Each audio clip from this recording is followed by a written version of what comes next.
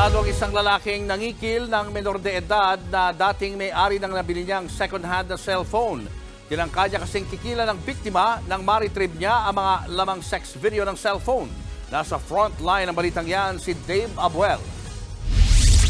Walang kawala ang lalaking ito nang ma-corner ng mga pulis sa Payatas, Quezon City. Suspect siya sa pangingikil ng isang minor de edad na dating may-ari ng binili niyang cellphone. Nagawa kasi ng suspect na ma-retrieve ang file sa cellphone, kabilang ang mga sex video ng minor de edad.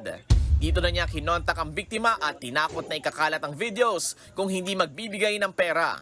Pero agad siyang isinumbong ng biktima sa mga pulis, kaya naikasa ang entrapment operation. Siguraduhin natin burado po lahat ng information o kaya i-factory setting nyo ang inyong mga cellphone. Gusto nyo siyang ipalit. Or kung nakasave man yan sa SD card or any memory, i-check po natin maigi kung may laman ba yan o wala. Even our applications and even our social media accounts.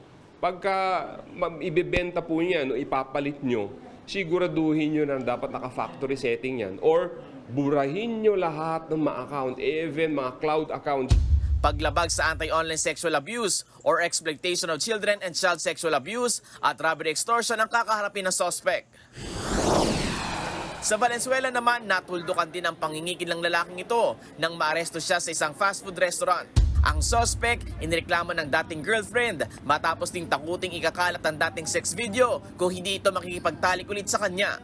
Mahaharap ang suspect sa mga patong-patong na reklamo, kabilang ang paglabag sa Violence Against Women and Their Children Act, Anti-Photo and Video Voyeurism Act at grave coercion.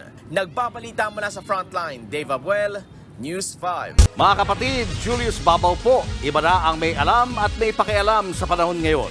Para sa frontline ng mga balita, mag-follow at mag-subscribe sa social media pages ng News 5.